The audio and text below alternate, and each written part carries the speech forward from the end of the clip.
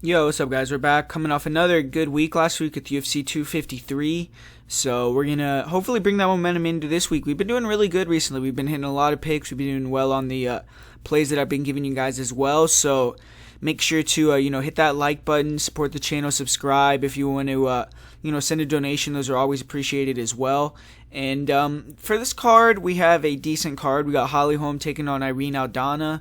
Not a lot of, big name fighters, but there's some decent matchups on the card, some guys that are returning, and there's always something to talk about. So with the first fight of the night, we got Luigi Vendramini. He's going to be taking on Jessin Ayari.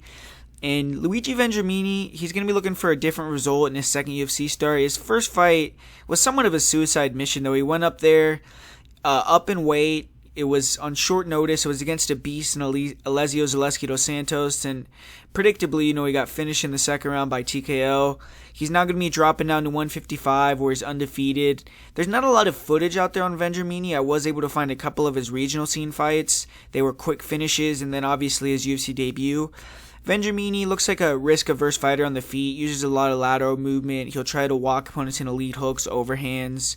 He throws some kicks from the outside, and he does look fairly explosive. He looks like he hits hard. Vendramini, he isn't looking to trade on the feet, though. He wants to walk opponents into strikes, walk opponents into takedowns, and he's always looking to bring the fight to the mat. He was actually faring well against Zaleski dos Santos, but the finish was pretty brutal. It looked like Vendramini threw a kick, hurt his leg, and then ate a flush flying knee, ate a follow-up right hand, got knocked out cold. That is Vendramini's only loss, and he has 4 KO TKOs himself. I will say he's a pretty explosive guy, and looks like he does have some decent power when he blitzes. And Luigi Vendramini looks to mix it up. He has good timing on his level changes, good doubles, good body locks. He'll also blitz forward behind a combination, use that to set up the double.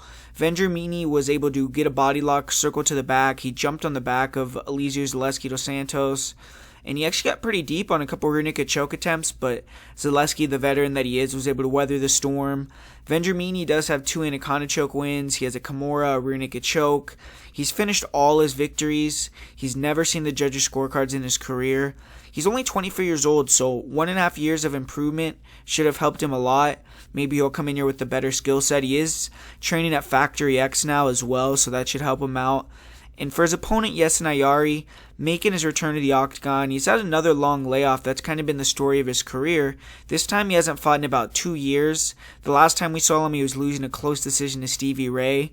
Ayari, he has a record of 1-2, really needs a win here in the UFC. And Ayari, he is a big lightweight. He's fought at welterweight in the UFC as well. He fought Darren Till. So he's going to have a big size advantage in this fight.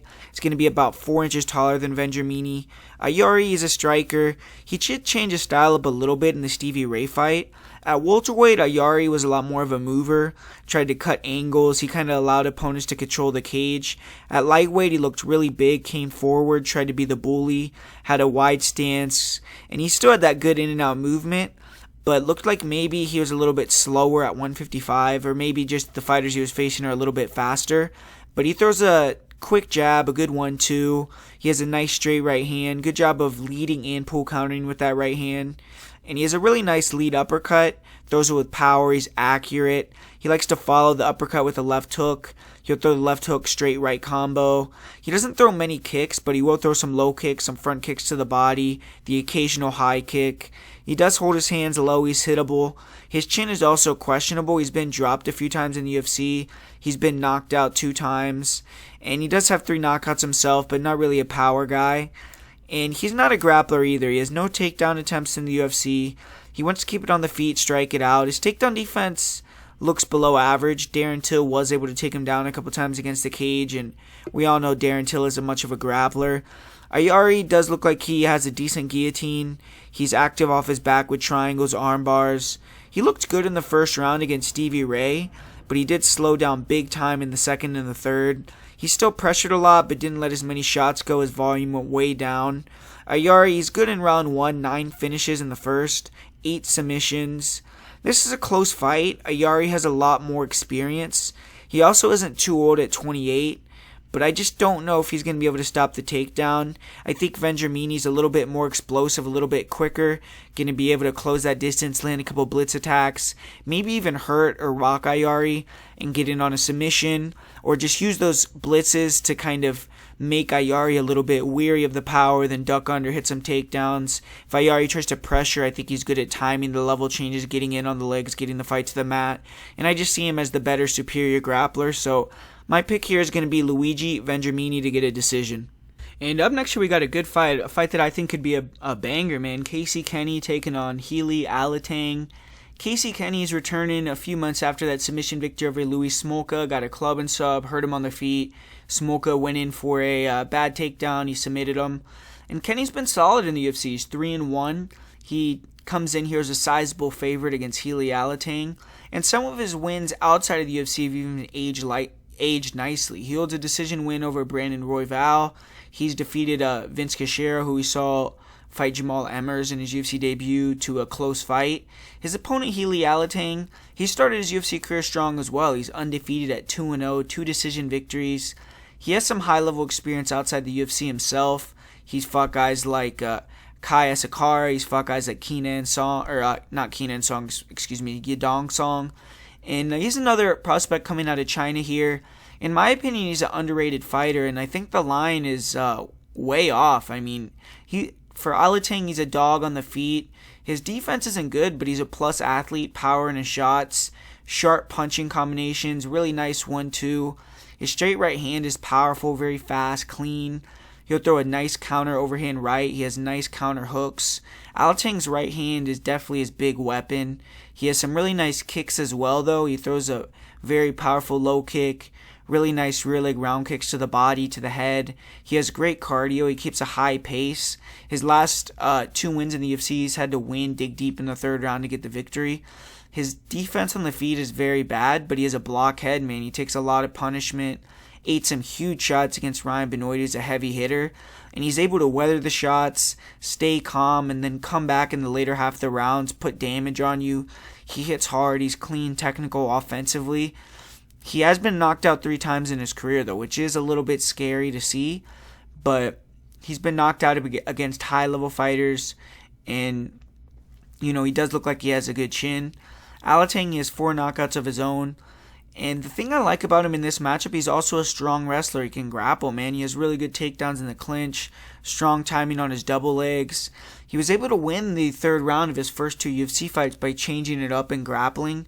He doesn't really have the best top control, but he's good at staying connected, mat retuning you, controlling you in the clinch. And I believe that, you know, his grappling is going to be good enough to maybe counteract the grappling of Kenney, you know, keep him off the cage. I think that he'll be able to go for takedowns on Kenney as well. Kenney's been taken down a lot in his UFC career, but Kenney is going to go for offensive takedowns, so Alateng has to be ready to defend that, and I kind of think that he's going to be able to. Looking at the line, I just think it's way off. Like I said, Alateng can wrestle. I think he's the better striker in this fight, but for Kenney, he throws a lot of volume. He comes forward, throws a lot of kicks, a lot of punches. He has a good jab. He'll throw the 1-2. He has decent hand speed. And he likes to back opponents to the cage and use the right hook, left hook combinations. He'll finish with head kicks, good round kicks to the body, to the head. He's good at making sure to attack the body. He always is looking for that. He likes to walk opponents into straights, into kicks.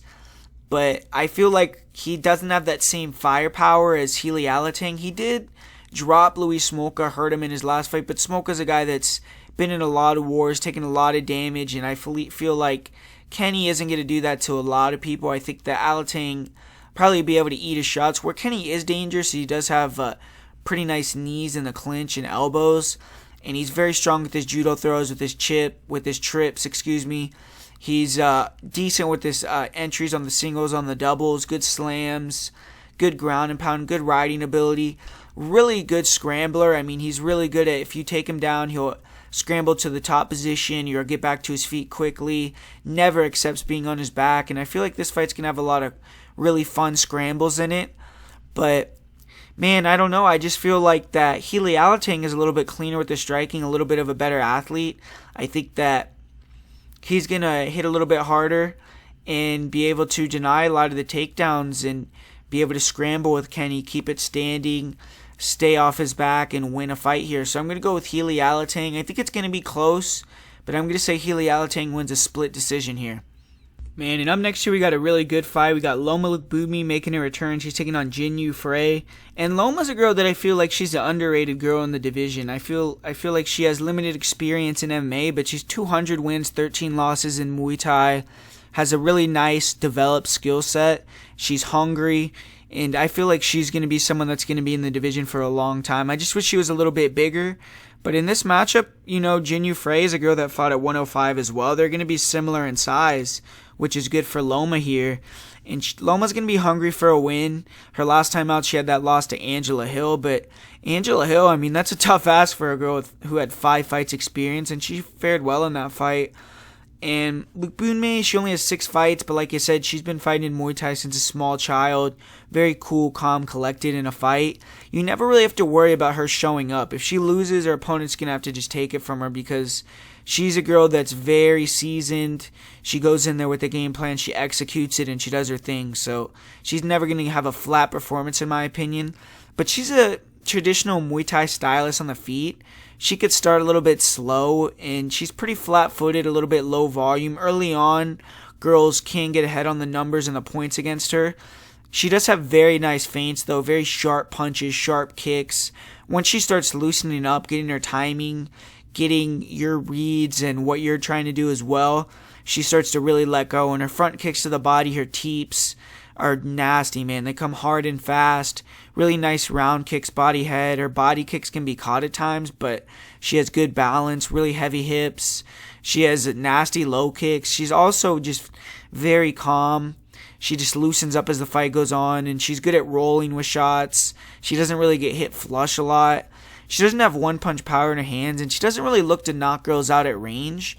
If she kicks you in the head, she can knock you out, but she's looking to more get in the clinch and work you over there. But she has one career TKO in MMA. Lookboonmee, man, in the clinch is where she lives, man. When her opponents try to take her down, her hips are really heavy, really good framing game. She'll break opponents' posture, throw brutal knees to the body, big elbows. She's really ruthless with the knees, man. And she also has some really good foot sweeps, throws.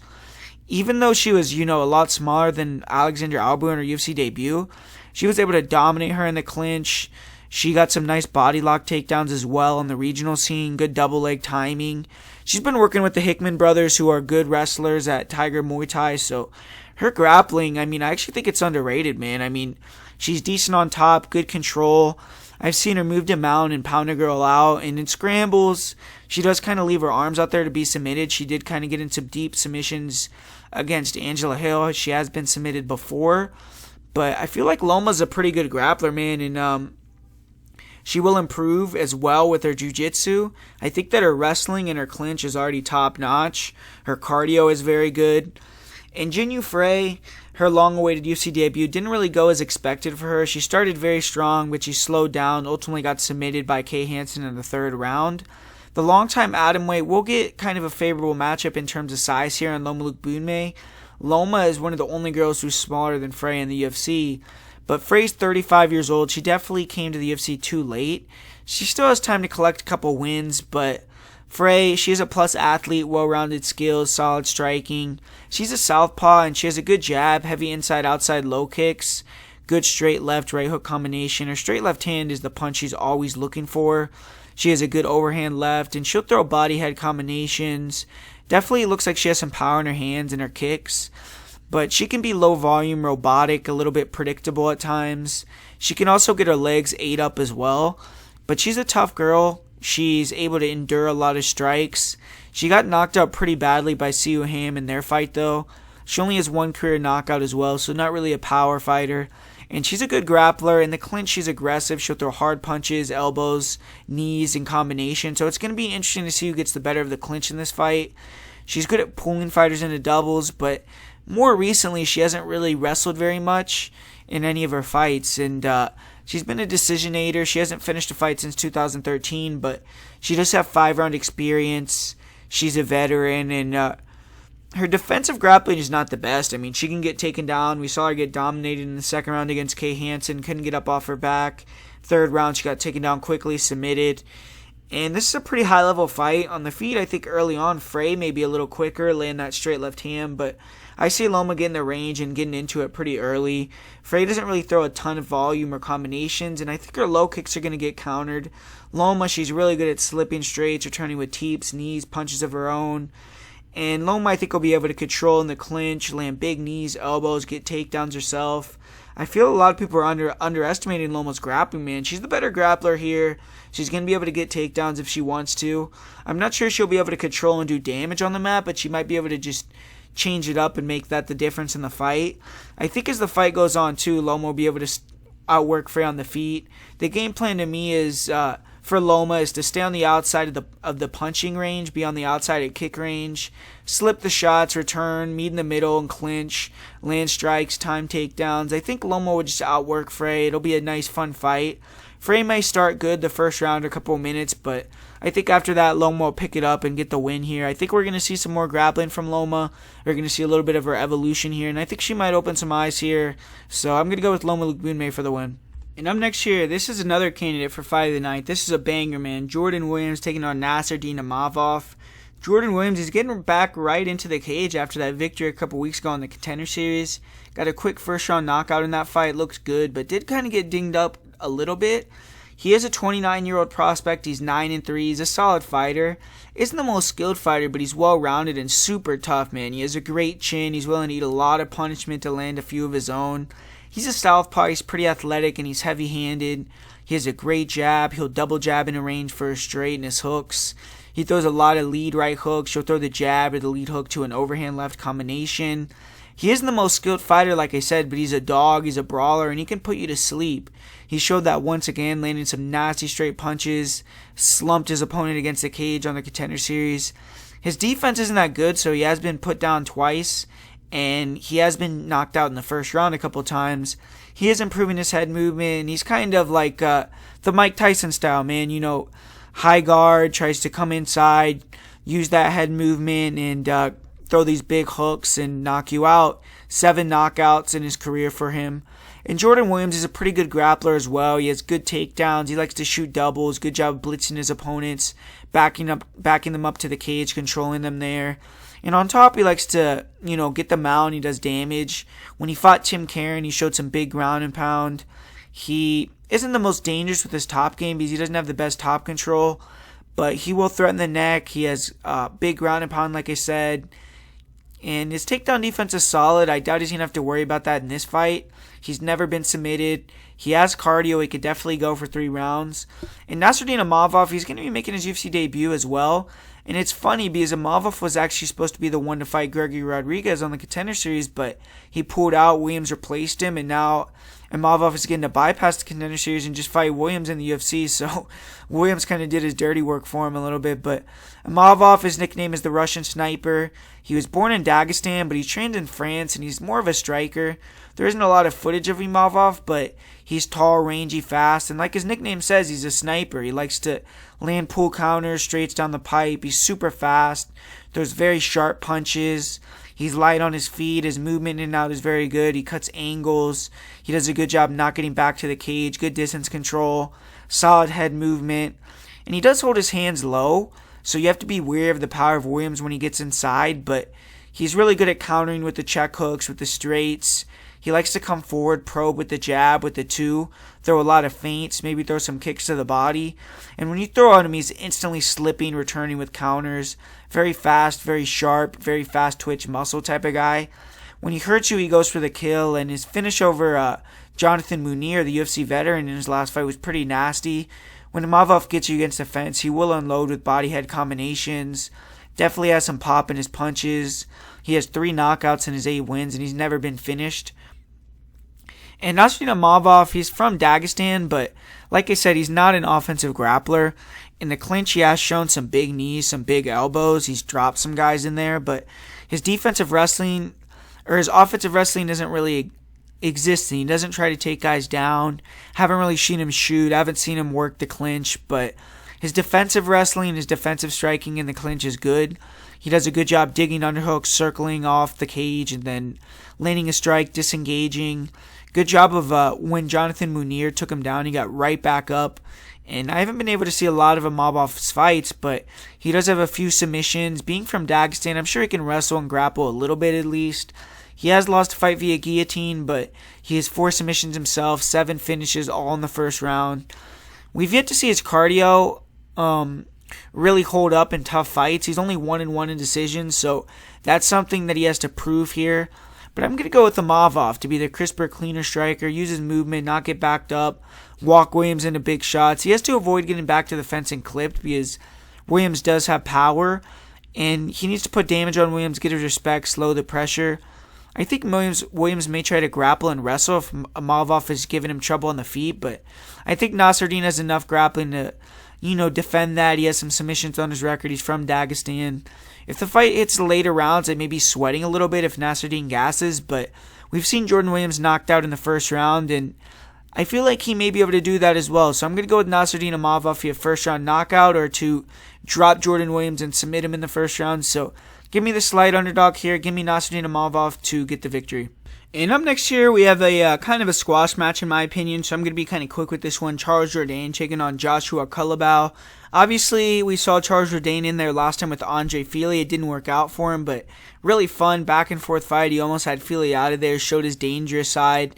He's only 24 years old, so he's obviously going to be constantly improving, and he's going to be taking on a guy in Joshua Culibao here who's coming out of a camp that I don't really have a lot of respect for. They've been really low level in the UFC. The Australian top team with Nadia Kassim. They had the Mokhtarian brothers as well. They just haven't really fared very well.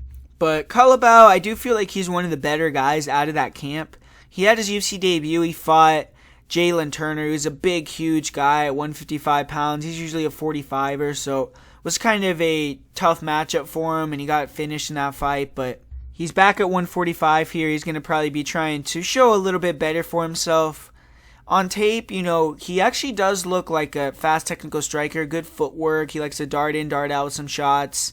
Really nice jabs, some good low kicks, good left hooks, and he does have some good combinations. He'll try to mix high kicks into combinations. You'll switch stances mid-combination, and he's pretty quick. He has some nice uppercuts as well, 5 knockouts, and he looks, pretty good. He looks like he's slick on the feet, and you'll mix it up. He has a nice single leg, but doesn't really have a lot of top control, and we showed in his last fight that he isn't good off his back. He doesn't really have the best wrestling. And Jalen Turner, who's not really a grappler, kind of dominated him on the mat. So Culibao, I don't think he's going to be trying to wrestle here. I think it's going to be a striking fight. He's going to be trying to show his slickness as well and land one of these big knockout shots. But Jourdain, he has kind of a similar style, but he's more technical. I feel like he's bigger, more athletic. And I just see him here just being a superior fighter, superior athlete, superior striker. I think that he's fought the much higher level of opposition. And I just don't see Culibao lasting 3 rounds with a guy like Jourdain. I think it's going to be on the feet. I think they're going to be trying to, be on the outside, throw kicks, throw a lot of dart in, dart out strikes. And I think that Jourdain is just going to be a little bit better at that game. He's going to catch him and knock him out, man. So pretty confident in this pick. I think Jourdain is going to get the win inside the distance. And probably in the second round. And up next, we got a fight with Carlos Condit taking on McGee. Man, interesting fight. Even though both these guys are kind of well past it. Condit obviously has lost 6 in a row, I believe, or 5 in a row.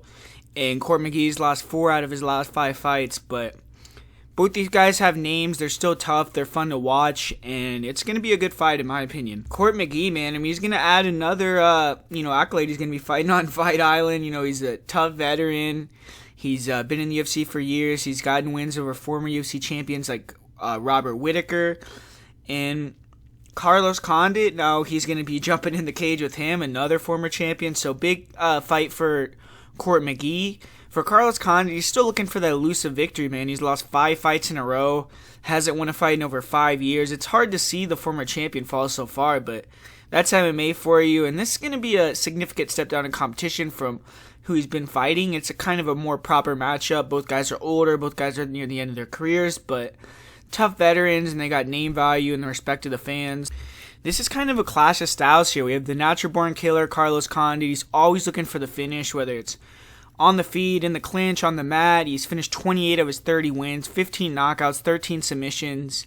In decisions, Condit is only 2-6, and even the 2 decisions Condit won, a decision over Nick Diaz, a decision over Jake Ellenberger, a lot of people feel like he lost those fights, so he isn't playing for points in there, and if it usually goes to the scorecards, he's going to lose, but Court McGee, he's a guy who's extremely hard to finish. In 28 pro fights, including 16 UFC fights, McGee's been finished just 1 time.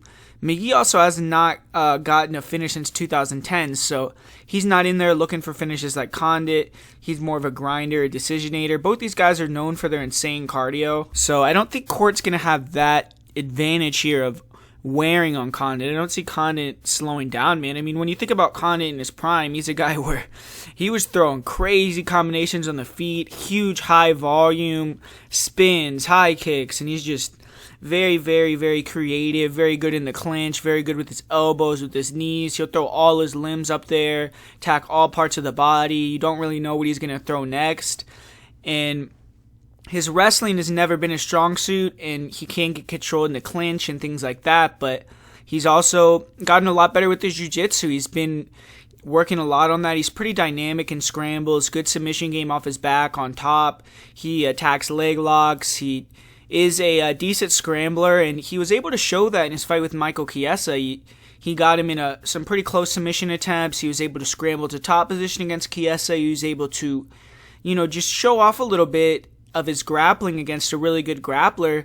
And Court McGee is more basic. He comes forward, throws some 1-2, some punching combinations, stays in your face, has a pretty good boxing, and some decent kicks as well, and he wants to get you in the clinch, grind you, try to get you to the mat.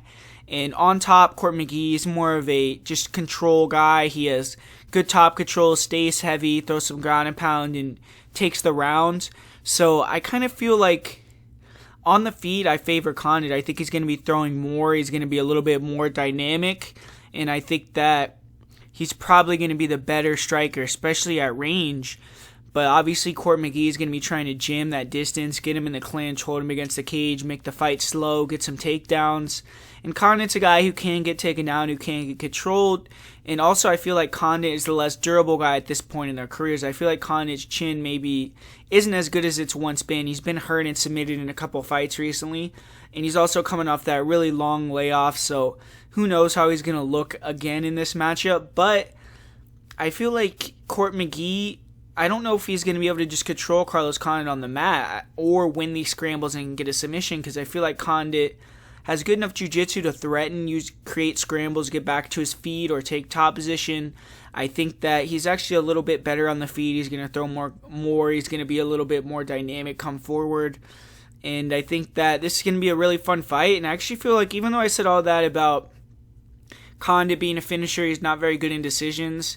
Court McGee's really tough. He's hard to finish, but not really a threat like these guys that he's been fighting recently, like Alex Cabo Oliveira, like Chiesa, to finish him. So I feel like Court McGee is actually going to be in the fight. It's going to be a fun fight, but I feel like Carlos Condit, the ability off of his back to scramble, get back to his feet, and the jiu-jitsu along with the striking is just going to be a little bit better than Court McGee, so I think he's going to get a decision here, and my pick is going to be Carlos Condit. In this next fight, we got Dequan Townsend taking on Dusko Todorovic. This is a low-level fight in my opinion, but Dusko, he's going to be making his debut here. He's 9-0. He does have a win on the Contender Series and a win over Michel Pereira in 2018. He also has a win over another fighter that fought in the Contender Series as well on his record, so he's fought some decent fighters, and he's a well-rounded guy. On the feet, he's a mover, good jab, he has good head movement, he slips and rips well, but hands-down style, and definitely is hittable, but he double jabs his way into hooks, overhands, some decent kicks, he can fight from both stances. His striking is not what he's really needs to use here, and it's not the highest of level. Against Townsend, the leaning back and how hittable he is on the feet could get him knocked out. He did struggle a little bit in his last match when he got backed up. He ate some big shots with his back against the cage, but Dusko's actually shown a really good chin, and I feel like that's something that'll help him in this fight. He has 5 knockouts of his own, never been finished, never been defeated, amateur or pro. He needs to have a similar game plan to the one he had in his last fight in this fight. He needs to, use his strikes, get in the clinch, control Townsend against the cage. He has good head positioning, rip the body, good elbows. He can chain wrestle. His wrestling isn't the best, but I feel like against Townsend, he will be able to control him against the fence, take him down, make him work to stand up. In top position, Todorovic does have pretty good passing ability. He's aggressive with his ground and pound. He has 3 submission victories. He's never been submitted. And Dequan Townsend, 0-3 in the UFC, definitely needs a win here to save his job. He's been awful in his 3 UFC fights, got dominated in every round of his career. He's a big athletic guy with knockout power. He'll throw some heavy low kicks, which I feel he needs to use in this match, try to slow the movement of Dusko. Townsend has a long reach. He's going to have a 5-inch reach advantage here. He throws some jabs, some straights. He has some power when he lands. He comes forward and tries to flurry behind some hook punch combos. He can close the distance quickly. He has good blitz attacks. A little bit reckless though. And he likes to pull counter. He's comfortable using head movement to evade punches. In the pocket, he's at his best. Dangerous high kick as well. He'll throw flying knees, jump kicks. He's pretty athletic. He's durable. He's hard to finish. But his defense isn't that good. He backs up and comes forward in straight lines. Doesn't control the center well. His footwork is a little bit awkward. And he got knocked out in his fight against Doucha Champion. And he does have 12 knockouts in his career, though, and 21 wins, so he's a dangerous guy. His grappling is low level. His takedown defense is very questionable, little to no jiu-jitsu.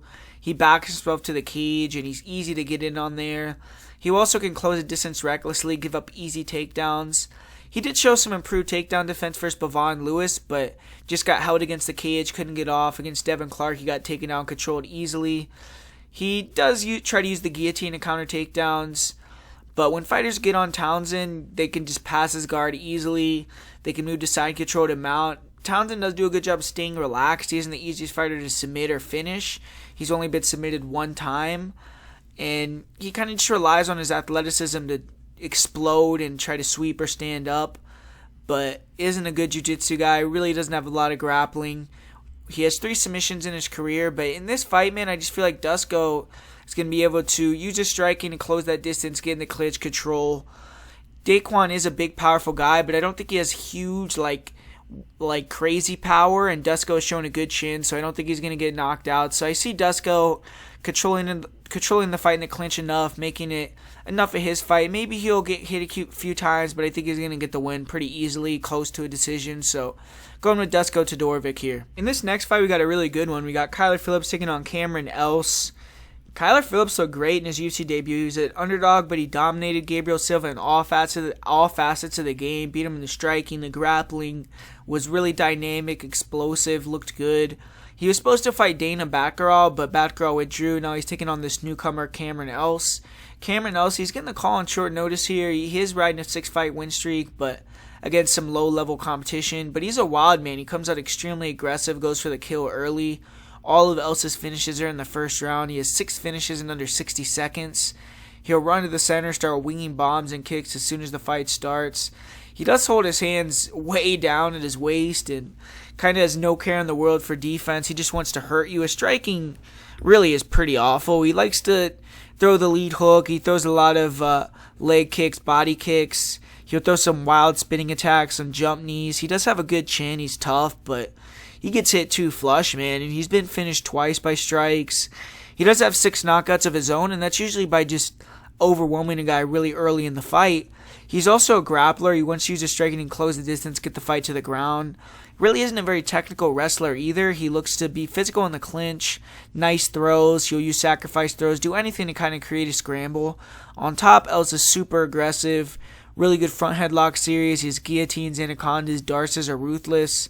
He'll take the back, fight opponents out, smash them. His defensive grappling isn't good, though. He can be taken down. He gives his back to stand up. I've seen him finish with strikes in the clinch. He's still a killer, though. He's a dangerous fighter. If you start slow against this guy, he's going to take you out. 4 submission wins. He's been to the scorecards just 1 time where he did lose the decision. He's a crazy guy, man. You can't get us underestimated. He truly has that killer be killed mentality. If you go back and listen to some of his interviews, Else will say, like, he joined the army in his country and said the reason he did it was because he wanted to feel like, wanted to feel what it was like to kill somebody. And I mean, he's definitely has a fearless mentality that can't be overlooked. He's gonna fight for your money, but not a very skilled guy. And Kyler Phillips has shown plus skills in all facets of the game. He's really dangerous in the first round himself. Very fast, technical, explosive. All of his finishes are in the first round as well. And he's light on his feet. Really nice lead hand. Very fast, very sharp. Good 1-2s. And if he's forced to brawl, he can let go with hooks, uppercuts. On the Contender Series, he landed a nasty tight left hook that hurt his opponent, finished him with shots on the mat. He has really nice kicks, really nice low calf kicks, round kicks, body head, spinning kicks, question mark kicks. In his last match, he was landing spinning back kicks to the body, question mark kicks. He was throwing everything but the kitchen sink at the guy. And he does have 3 knockouts himself. He's a good grappler. He's good at getting takedowns in the clinch. He has good double legs. He's dogged. He's good at taking the back. And he doesn't really seem good at sticking the submissions, but he's decent, on top. He's willing to throw some good ground and pound, and he has a lot of potential in my opinion. I mean, I feel like he's a really good fighter here. The thing I do feel like maybe could give him trouble is a pressure fighter that wants to get in his face, which is Cameron Else, but someone at this level, I feel like Kyler will be able to kind of survive a little bit if he does have some trouble early and weather the storm, and then kind of just his skill set is going to come through and he's going to get the win here. But it is kind of a dangerous fight. I'm going to go with Kyler Phillips via finish, but I feel like, Else is a little bit live because of just how crazy he is, but I do feel like Kyler Phillips is a lot better everywhere. We've seen Else finish before, and I think Kyler Phillips will get the job done. Maybe second round knockout here. And up next here, we got a fight with Germaine de Randamie taking on Julianna Peña. Germaine de Randamie, she's returning, looking for a better result after a failed bid at the UFC title. She is a former champion. She was looking to become a champion in 2 divisions, but fell short against Amanda Nunes. She dropped a decision. Julianna Peña, she returned after yet another long layoff. She returned after a pregnancy, 2 years off, and defeated Nico Montano last year. But she's once again taken over a year away from the cage before this fight. She is getting a big opportunity here fighting a top contender. And Julianna, she's obviously the grappler here. This is a grappler versus striker matchup. And to me, this fight is going to be won in the clinch. Germaine de Randamie, she's a long, rangy kickboxer. She does have a 3.5-inch reach advantage. And she's going to want to use that 1-2, run that straight right hand through Peña's face, how she did to Aspen Ladd. Maybe time some pull counters, try to time some knees on the level changes, try to just land some counters. I don't see her letting her kicks go much because she knows Julie is going to try to catch him and bring her to the mat. Julianna Peña, she's going to want to feint her way in, throw the big shots, get in the clinch. That's probably where this fight's going to be won. Like I said, it's possible GDR can keep it at range and snipe her. If Peña feels her power early, if she gets stunned, most likely, maybe Peña will become gun shy, but I kind of see Peña making it her fight and getting it in the clinch. I don't think GDR is going to one-shot her. And if GDR can win the clinch battle, use her big knees, her elbows to do the damage, she's probably going to win the fight. But if Peña can control, nullify the space, land her knees, the short shots, maybe land some well-timed takedowns, she's going to win the fight herself. So GDR, she got taken down 8 times in the fight with Amanda Nunes. She got taken down 6 times in her fight with Julia Budd. She really hasn't fought a lot of grapplers that she's defeated. I mean, she did get the win over Aspen Ladd, very quick finish. She defeated Raquel Pennington, who's more of a boxer, but Raquel did try to take her down. She was able to deny the takedown attempts, but she's not at the same level of Julianna Peña. She's not shooting at the same rate either. She kind of, Raquel that is kind of accepted a striking match. In this fight, Peña's going to be going for the takedowns. We've seen Peña take down almost every girl that she's been in the cage in the UFC with. She's even taken down Valentina Shevchenko. Maybe she didn't win that fight. Maybe Valentina even out-grappled her, but she made it her fight, man. And in the second round, she did get a takedown. She had a pretty long stint of top control, and she did get armbarred, but I don't think she's going to get submitted by Germaine de Randamie. And I favor the grappler here. I think that Germaine isn't going to be able to keep that space against a girl like Julie who's going to be aggressively closing the distance. I don't think she's going to knock her out. I think that Julianna will eat some shots maybe, but use that to get inside. When she does, I think she's going to control in the clinch. I think she's going to be the better grappler there. So I see her getting the win via decision. It's a little bit of an upset here, but pretty even odds. So I'm going to go with Julianna Peña here to get the victory. Germaine's getting a little bit up there in age as well. I feel like Julie's a girl that pulls it out late. She's just a tough grinder. So I'm going to go with Julianna Peña, 29-28 decision. And up next here in the co-main event, yeah, man, this co-main event, a 1-1 heavyweight, 0-1 heavyweight. I mean, it is what it is. Yorgan De Castro, he's the fighter with the UFC win, and he did perform well against Greg Hardy early in the fight. He's 6-1, and he is coming off the first loss of his career. His opponent, Carlos Felipe, is also coming off the first loss of his career. He's 8-1, 25 years old, coming out of Brazil here. And Felipe should perform better after knocking the rust off. He did have a long layoff before his last fight, but he's coming back just 3 months later. With this fight, though, we have two, low-level middling heavyweights, but it should be a banger. Yorgan De Castro, beast athlete for his size. He moves well. He has vicious power to go along with some good leg kicks. And Carlos Felipe is a dog. He kind of plays around in there, tries to get you mad and brawl, make you make mistakes, and he has grit, toughness, maybe a little bit of crazy to kind of counteract his lack of technicality. But looking at this fight, I got to favor Yorgan De Castro all day. I feel like he's the faster guy. He has better technique as well, I believe. And Carlos Felipe, he's kind of slow, plodding.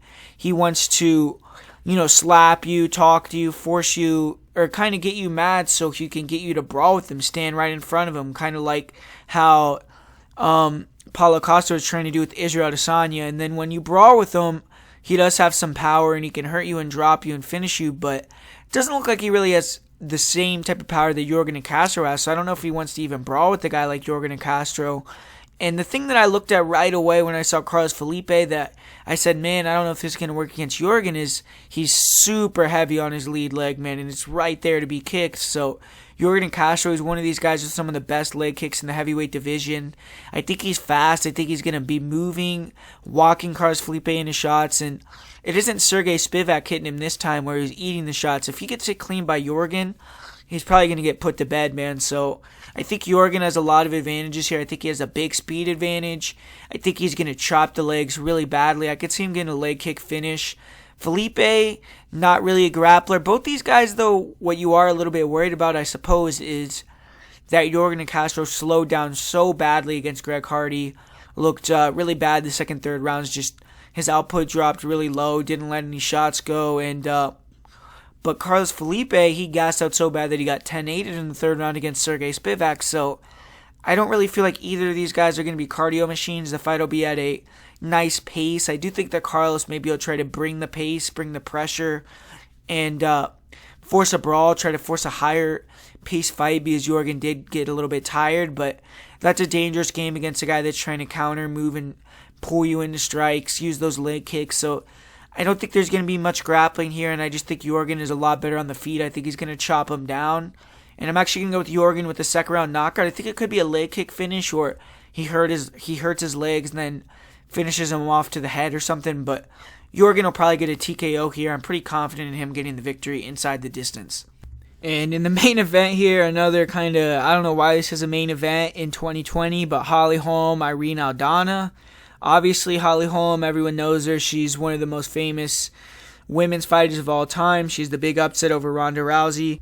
Irene Aldana, she's coming off one of probably the best knockouts in women's MMA history. That knockout over Ketlen Vieira, that nasty freaking left hook, man. I mean, Irene Aldana, she has some of the best power in her hands and the best boxing in the division. I mean, great movement. She has really good footwork, really good counters. I mean, she pull counters with that straight, with that 1-2, one of the best jabs in the division. That lead left hook, man, that leaping left hook is disgusting. I mean, you saw the way that she shut off Ketlen Vieira with that, really knocked her lights out. And Irene, she's the younger girl here. She's the one that's probably, has more to give, that's, obviously is a little bit maybe hungrier because Holly Holm has reached the top. She's won the title. She's gotten back to a lot of UFC title opportunities and hasn't been able to cash in, but she's seen it all and she's done it all. So Irene, I think she sees like Holly Holm as a stepping stone to the title, which is a big, big motivational factor. But Irene, she has struggled with kickers in the past. She struggled with Caitlin Chookagian, and she's been head kicked or almost head kicked in a lot of fights, man. So that's something that she really has to be wary about here against Holly Holm. And I feel like her last fight with Ketlin was kind of a favorable matchup because Ketlin was pressuring forward, staying in boxing range, and being very obvious and deliberate with her counters and with the strikes she was throwing. So Irene was seeing those shots coming, countering, landing heavy, landing clean, right on the chin, right on the button. And I don't see Holly Holm doing that. I see Holly Holm staying at the kicking range, throwing a lot of feints, and, using kicks to the legs, kicks to the body, setting up the head kicks, staying out of that boxing range with Irene. Even though she's the boxer, I feel like Irene is actually the better boxer, man. Even though Holly is the former boxing champion and all that, Irene has sharper hands, more power in her hands, quicker hands in my opinion. But Holly, she has, the bigger toolbox. She can kick a little bit, and she has actually kick really well, much better kicks than Irene, and she hits hard, hits heavy. I feel like she's already shown that in the clinch, she's going to be the stronger girl. Probably be able to control Irene against the fence, maybe even hit some takedowns.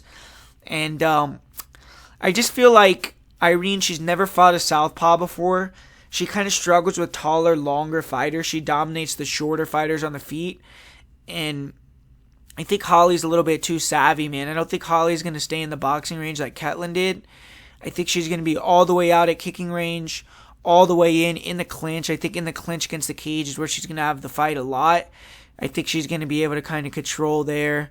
I think that, she's going to land a lot of leg kicks, a lot of body kicks, and maybe even land that head kick and put Irene out. But I could see Irene early on in the fight. She's obviously going to be trying to close that distance, force a boxing heavy game plan. And I want to see how they both do in the later rounds because Irene looks like a cardio machine, but Holly Holm has never had issues with her cardio either. So I feel like both these girls are going to be able to keep the pace.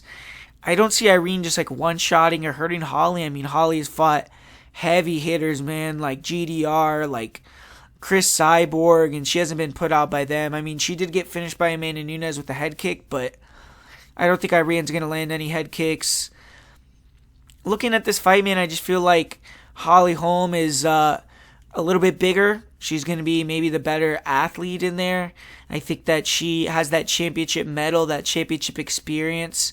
She's maybe just a little bit too savvy, a little bit too experienced for Irene. I think that she's going to hold Irene against the cage, a lot of cage stalling. I think that she's going to be able to use a lot of her kicks, a lot of feints, a lot of movement on the outside, throwing punches at the air to, throw more numbers than Irene and win a decision that way. I think Irene might just kind of wait for that one perfect counter or a couple, kind of just wait for her shots to come and get outnumbered. So give me Holly Holm here. I think she'll take it late, win a decision, maybe be kind of a boring fight. But I'm going to go with Holly Holm. So there you have it. That's the breakdown for this week. For the parlay of the week, it's going to be Dusko Todorovic. And here, I'm going to pull the odds up here real quick. So Dusko Todorovic and Yorgan De Castro, that's going to be the parlay of the week. My most confident pick is going to be Charles Jourdain on this card. And a couple underdogs that I'm looking at already. Obviously, Heili Alateng. He isn't one of my more confident underdogs, but he's a big, juicy number. I feel like that number should be a lot closer. Nassourdone Imavov. I've already placed a bet on him, actually, and I do think that he is a decent underdog. Carlos Condit here. I believe he is decent underdog. Julianna Peña as well. But the underdog a week that I'm going to give you for the channel is going to be Julianna Peña here at plus 115. So thanks for watching, guys. Thanks for always supporting the channel. Make sure to drop a like, drop a comment down below. I'll get back to you and talk to you guys later.